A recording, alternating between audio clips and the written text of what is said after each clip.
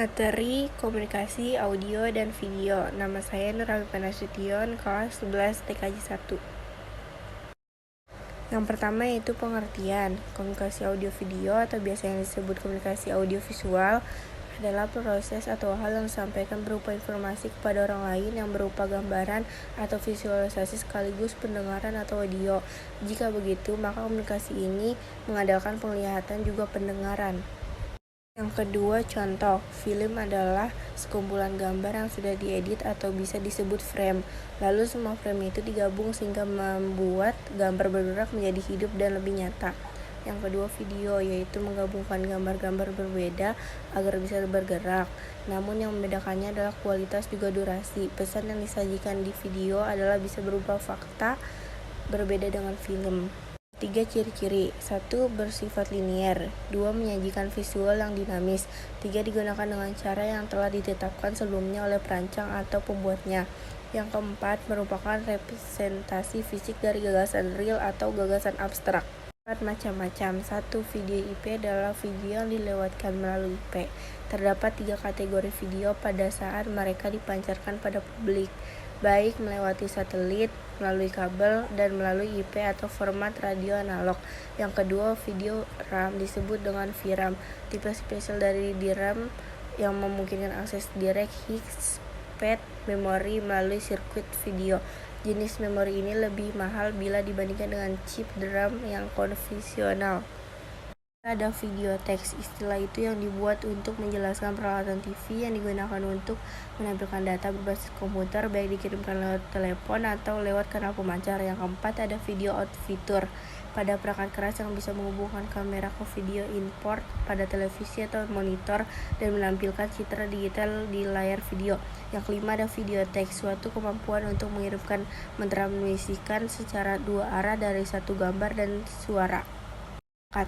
Audio codec. Codec ini dapat melakukan fungsi kompresi sinyal audio agar dapat penghematan pada bandwidth.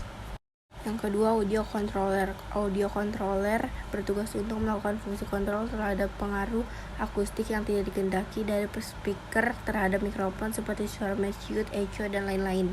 Yang ketiga, mikrofon dan speaker. Mikrofon dan speaker bertugas sebagai perangkat input dan output dalam sistem audio.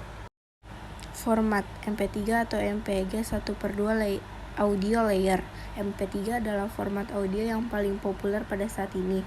Format ini menggunakan algoritma audio lossy compression yang dapat mengurangi ukuran file. Yang kedua, AIFF dan AIFC. Audio Interchange File Format adalah format file yang tidak dikompres yang dikembangkan oleh Apple pada Macintosh dan platform Unix. Yang ketiga, OGG dan OGG Vorbis adalah format multimedia gratis yang dirancang untuk streaming dan penyimpanan yang sangat efisien. OGG dikembangkan oleh C.org Foundation. Yang keempat, WAV adalah standar audio yang dikembangkan oleh Microsoft dan IBM. WAV adalah format utama untuk menyimpan data audio pada Windows dan menggunakannya metode yang sama dengan AIFF untuk menyimpan data.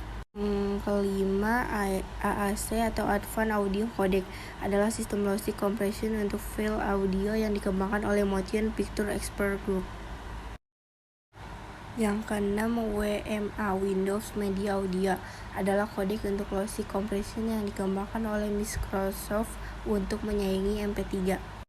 Yang ketujuh, Real Audio adalah kodek audio yang dikembangkan oleh Real Network pada tahun 1995. Kodek ini awalnya hanya digunakan untuk transmisi bandwidth yang rendah. Real Audio banyak digunakan oleh stasiun radio untuk streaming program-program via internet secara real time. Manfaatnya: 1. Dapat digunakan untuk menyampaikan informasi tanpa harus bertemu dengan si penerima. Yang kedua, dapat digunakan untuk berkomunikasi dengan orang atau beberapa orang dalam jarak yang jauh tanpa mengenal waktu. Yang ketiga, dapat digunakan sebagai media pembelajaran bagi guru dalam menyampaikan materi pembelajaran. Berikut ini adalah sumber materinya. Sekian, terima kasih.